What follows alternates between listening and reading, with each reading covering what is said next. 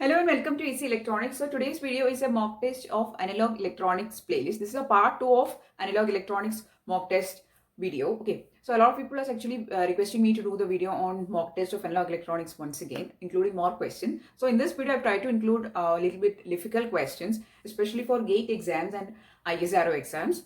Okay, so the 10 questions I've tried to include from a variety of areas of analog electronics subject. And if you found the video useful, please don't forget to like, share and subscribe. Okay, now let's see the 10 questions.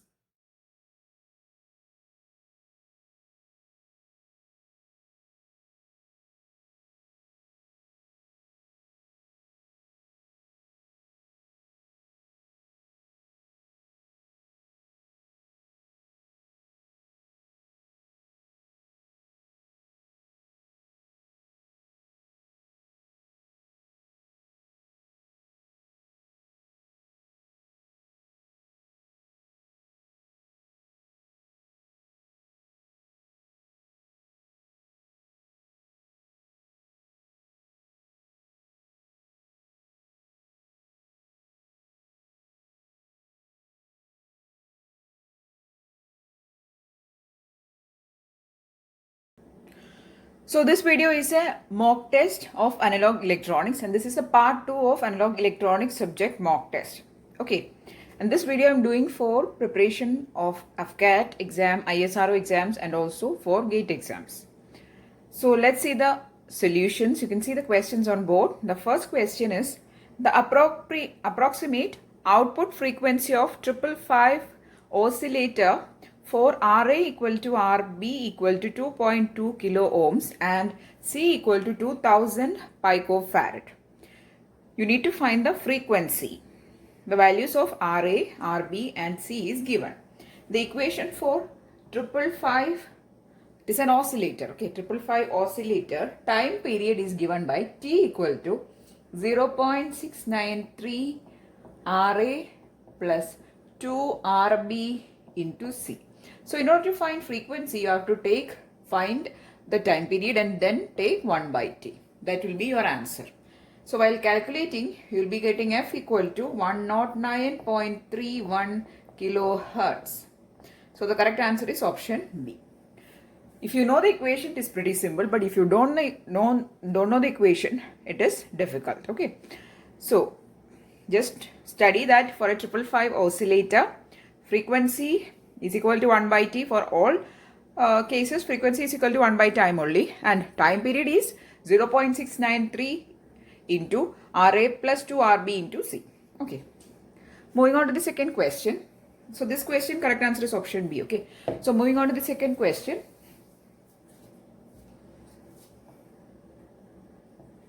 Yeah.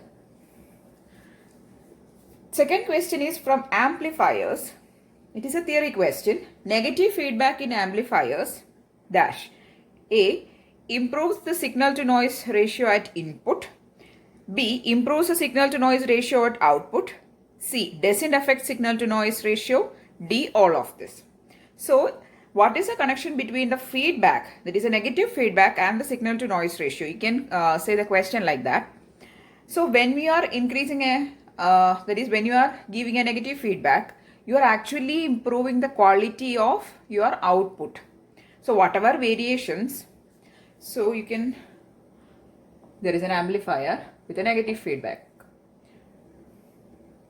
So if there is a negative feedback, means it will be connected to the negative point, and the output, whatever fluctuations in the output, it will be reducing by this help of negative feedback, right? So the output quality is actually getting improved. So my point is that the quality improvement or the signal to noise ratio improvement is happening at the output side. Okay, so the correct answer is option B. Improves the signal to noise ratio at the output. Second question, correct answer is option B. Moving on to the third question. This is a numerical question from the BJT.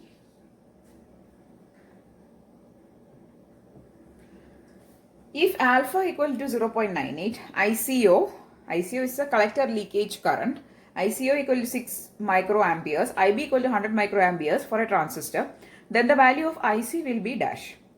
So alpha is given. I'll write the given values. Alpha equal to 0.98. ICO leakage current is 6 microamperes. IB base current is 100 microamperes. IC you need to find. What is the equation for IC? Including the leakage currents also. IC equal to beta times IB plus plus 1 plus beta times ICO. Okay. Here beta is not given to you. All the other values are given. IB and ICO is given. Now how will you find beta? Beta is equal to alpha by 1 minus alpha. Here alpha is 0.98. Substitute it here. That is 0.98 by 1 minus 0.98. You will be getting beta is equal to 49. Now you have all the values. You have IB, you have beta, you have ICO. Just substitute in this equation and find. You will be getting the value as 5.20 milliamperes. Correct answer is option D. Okay, third question, correct answer is option D. Now, moving on to the fourth question. The question is from MOSFETs. So you can expect MOSFET related questions in both analog electronics and also EDC subject. Okay. Now the fourth question, for a n-channel MOSFET, if contention parameter, you can also say it as device parameter K, is 0.29 milliampere per volt square, gate to source voltage VQS, we say it generally as VGS, okay. VQS is 2 VTN, 2 times the threshold voltage, where VTN equal to 0.75 volt, the current will be dash. So the current they are asking is nothing but the drain to source current. That is the current of a MOSFET, right? So the equation is IDS, drain to source current, is half K device parameter into VGS minus VTN square. All these equations I've included. That is a MOSFET equations. I've done a separate video on MOSFET formula revision. I've included that in the formula revision playlist. Okay. Please do watch it. You'll get all the important equations of MOSFET. Now here, IDS equal to half K VGS minus VTN square. All the values are given. We'll substitute it. Half K is 0.249. VGS is 2 VTN. So it is 2 VTN minus VTN square. Also VTN value is given. 2 VTN minus VTN is equal to simply VTN square. Now just substitute the value of VTN as 0.75. Okay. And take the the product, and you will be getting 0.07 milliamperes is the value for drain to source current. Correct answer is option C. Fourth question, correct answer is option C. Moving on to the fifth question. Analog electronics is very important subject. Lot of numerical questions you can expect here. I am going to do the fifth question.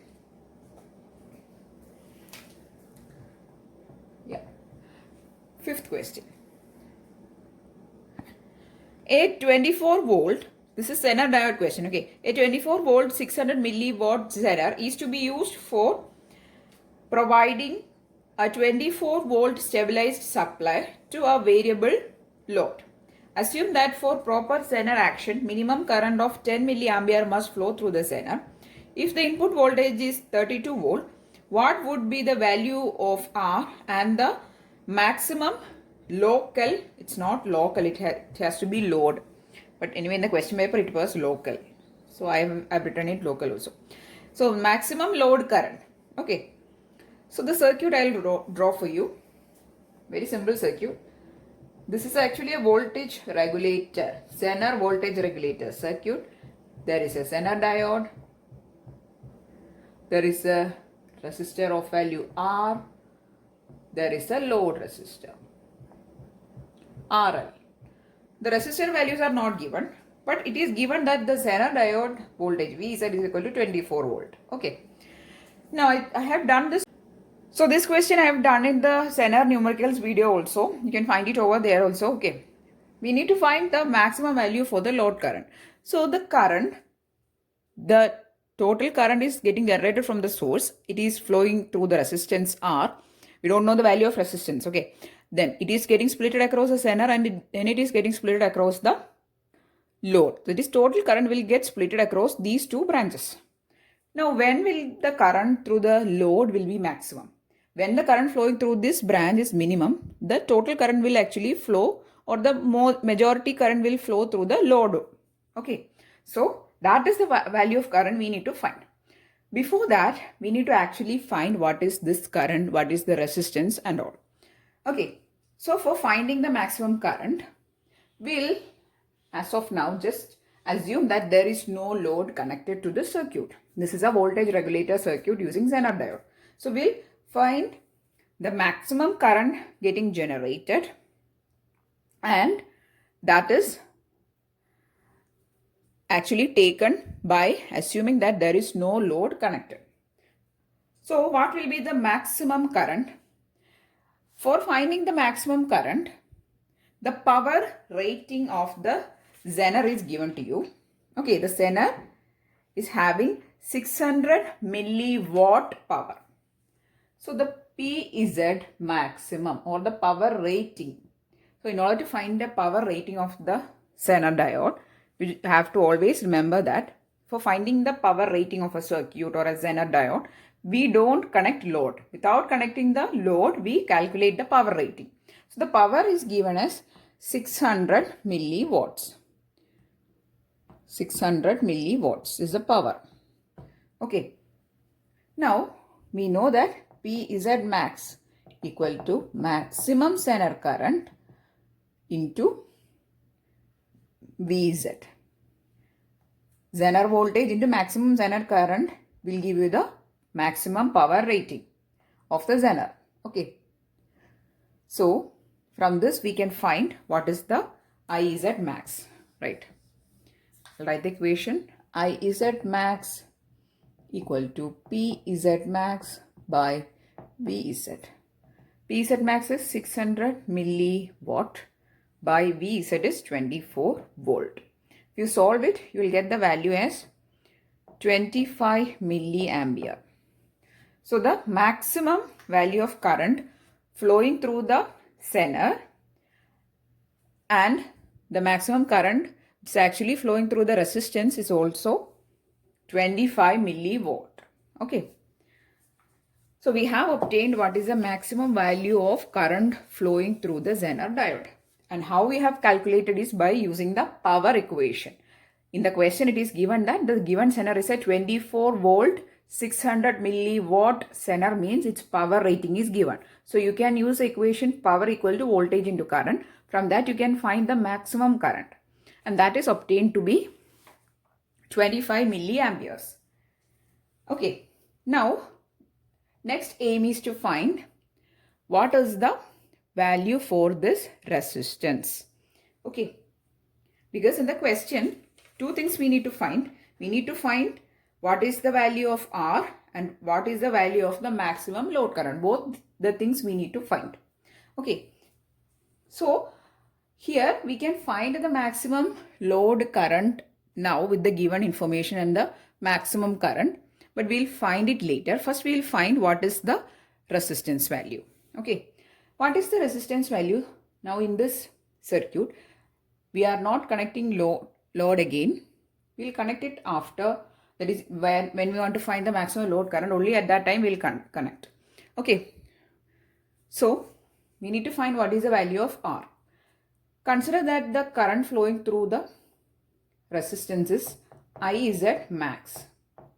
Because we know that the maximum current flowing through the Zener will be the current actually getting generated from the source. That current will flow through the resistance and then it will flow entirely through the Zener diode, and that is our IZ maximum, right?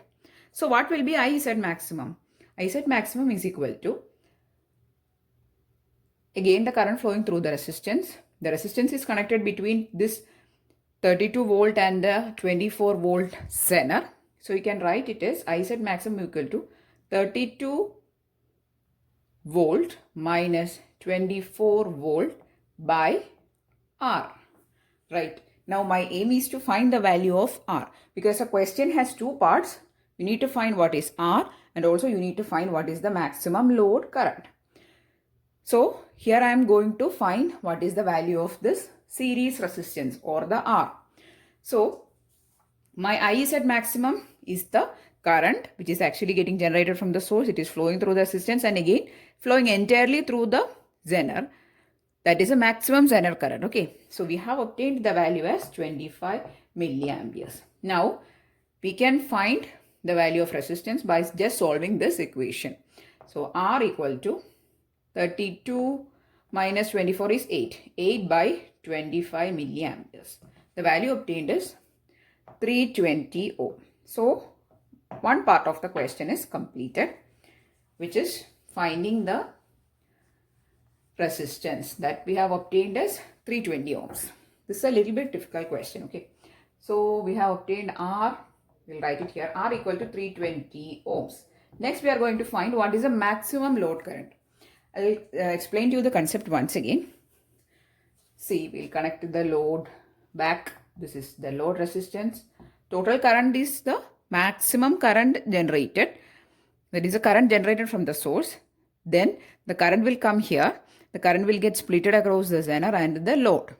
So we have obtained what is the maximum Zener current, and also in the question it is given the what is the minimum Zener current, right? So when the current through the Zener is maximum, means almost zero or minimum current will flow through the load. And when the current through the Zener is minimum, maximum current will flow through the load, right? So we have to subtract the total from the total current, the minimum current flowing through the Zener to find the maximum load current. Write it in the equation form. Maximum load current equal to total current minus minimum Zener current. Okay, this is equation. Now, what is the total current? Total current is nothing but the IZ maximum, right? We have found the value of IZ maximum just before, that is 25 milliampere minus minimum current. Minimum Zener current is given in the question. It is 10 milliampere, right? So it is minus 10 milliampere. So what is the maximum load current? Maximum load current is nothing but 15 milliamperes. The correct answer for this question is option D.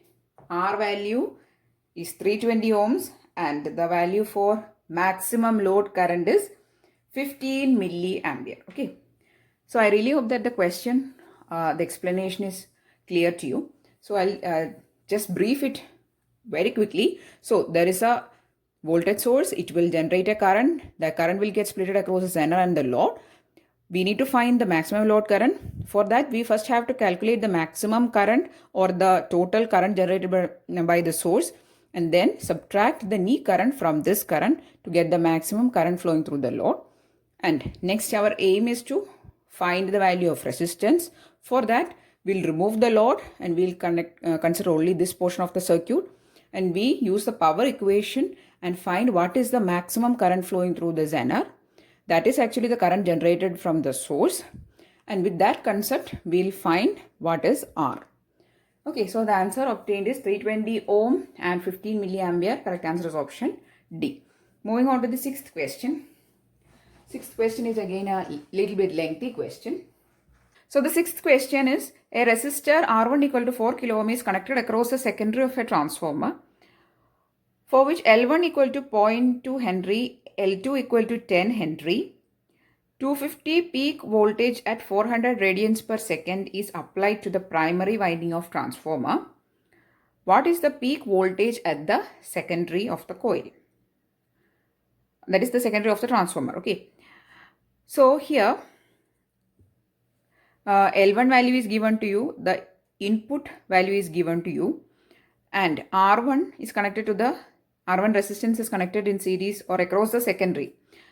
That is, the R1 is a resistance connected across a secondary and L1 and L2 is given. You need to find what is V2, the peak value of V2 voltage. So I have already drawn the figure or the diagram for you. So there is a transformer, there is a primary, there is a secondary. V1 is the voltage coming to the primary. There is a source also connected to the primary. V2 is a secondary. V2 is a secondary voltage. You need to find the peak value of V2. I1 is the current in primary, I2 is the current in secondary. The value of L1 and L2 is given. L1 is 0.2, L2 is 10 Henry. Okay, and also R is 4 kilo ohm and the K value is given. K is 0.5. Okay, so when there are two coils connected or nearby, there will be mutual coupling and it is given by M equal to K square root of L1, L2. So L1 and L2 is given, K is also given. So we can find 0.5 square root of 0.2 into 10 or it is 2. That is 0.5 root 2 is the value of mutual coupling. And from the circuit, we know that there is some value for the current I1 since it is connected to a source, but the current I2 will be equal to 0 because no source is connected to the secondary side. Okay, now we are going to write the equations for V1 and V2. The voltages at the inductor, there are two inductors, right? So there is a voltage V1 and V2. We are going to write the voltage equations V1 and V2. So V1 you can write in terms of inductance. V1 equal to L di1 by dt plus M into di2 by dt. Right.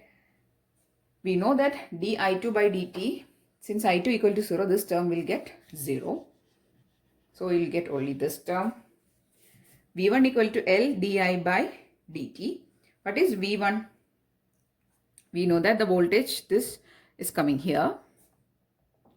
So it will be 250 sine omega t equal to, this is actually L1.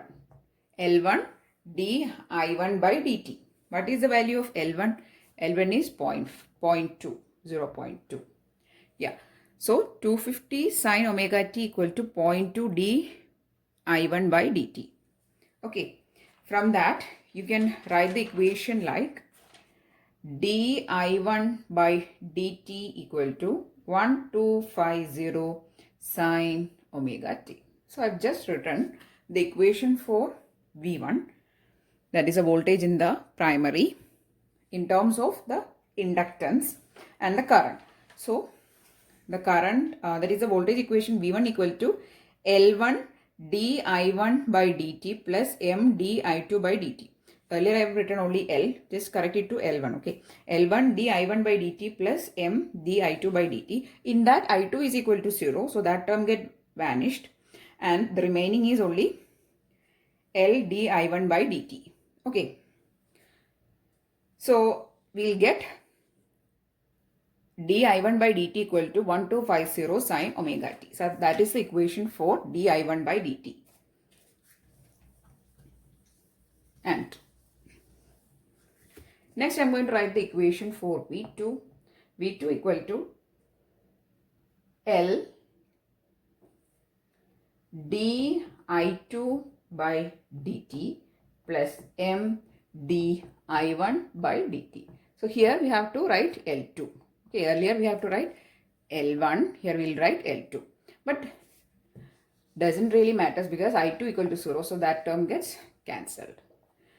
Equal to, so we will get V2 equal to M di1 by dt, right? So we will write V2 equal to M, we have obtained 0.5 root 2. Then di1 by dt we have obtained in the previous step. It is 1250 sine omega t. Right. So just solve it and you will get the V2. But we don't need just V2. We need the peak value for V2. So we'll cancel out this sign term. We only take maximum values. So 0.5 square root 2 into 1250 that is 882.33 volt. Okay, so this is the answer for your peak voltage at the secondary, and the correct answer is option C. So I really hope that you understood how to do this problem. This is a little bit difficult problem, difficult end problem. You can expect these type of problems only in GATE exams or in higher end exams. Okay, so this V1 is the voltage at the primary, V2 is a voltage at secondary. We have to write the that is, first we have to find the mutual coupling M. Its equation is given by M equal to K square root of L1 L2. Then we'll write the equation for V1 and then find di1 by dt from that. Then we'll write the equation for V2. In that we'll substitute this value and we'll find what is V2's peak value. Okay, I'll write the equations once again for you, the V1 and V2 equations, in case if you want to note it down. So V1 equal to L1 di1 by dt plus M di2 by dt. Then V2 equal to L2 di2 by dt plus M di1 by dt. So these are the equations for voltages at the primary and the secondary. L1 di1 by dt plus M di2 by dt, and V2 equal to L2 di2 by dt plus M di1 by dt. Okay, so these are the two equations. It will be useful if you note it down. In these type of questions, you can use this equation. Okay, moving on to the 7th question. So the correct answer for this question was 6th question. Correct answer was option C. 7th question.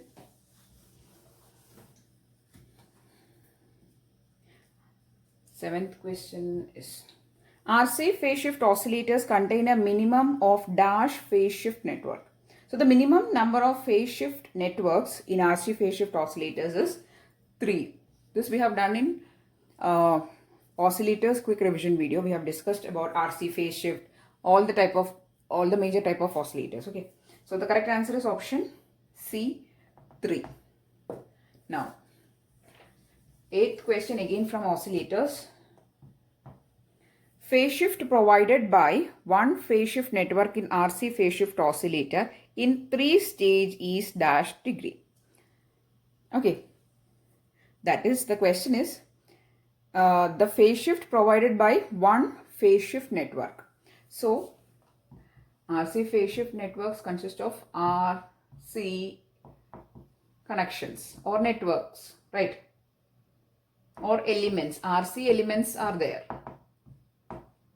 right? This will go based on the requirement of the phase shift, right? So these are the RC phase shift elements or networks. Okay, now the question is phase shift provided by one phase shift network in a RC phase shift oscillator in 3 stage. So there are 3 stages of RC. What is a phase shift provided by one RC element? That is a question. So the equation is, there is a general equation. The equation is 180 by number of stages. Just jot it down somewhere. It will be useful for you. So the equation is total 180 degree by number of stages. So if there are 3 stages, means 180 by 3 equal to 60 degree will be the phase shift provided by each element. So this element will provide 60 degree phase shift, this element will provide 60, this again 60. So total 180. Likewise, so if there are only 2, means 180 by 2, but 2 is not possible, minimum 3 is required. So if there are 4, means 180 by 4 is the minimum phase shift provided by one element. Okay, so the correct answer here is option B. Moving on to the 9th question.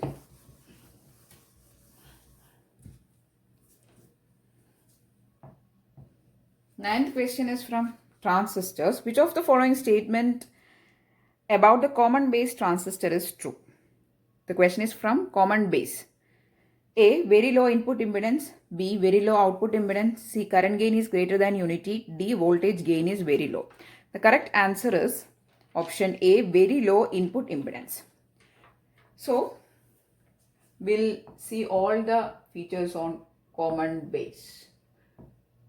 Very low input resistance or impedance, that is one feature. Then very high output resistance, that is second feature.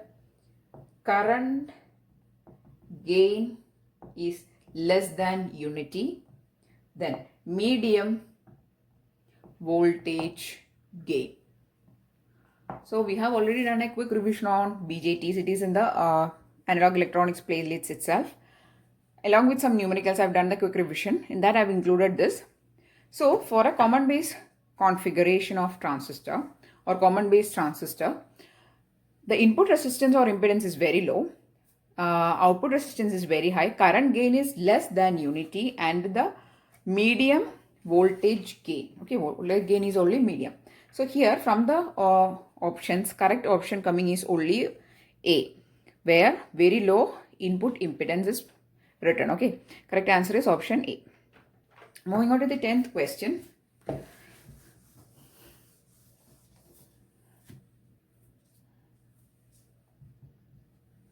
Negative resistance are incorporated in oscillator for dash. A. Sustained oscillation. B. Damped oscillation. C. Biasing the oscillator. D. Inversing amplitude oscillation. Correct answer is negative resistance actually used for sustained oscillations. Correct answer is option A. Because the negative resistance will try to combat the damping effect due to the positive resistance. Okay. So the negative resistance will avoid damping and will give sustained oscillations. So correct answer is option A. So these are the 10 questions which I have included. I've tried to include a little bit higher end or difficult questions in this video so that it will be useful for those people who's preparing for GATE exams also. Okay. So if you found the video useful, please do give it a thumbs up and also share it with your friends. And if you want more videos, please do subscribe to the channel. Thanks for watching and keep on watching.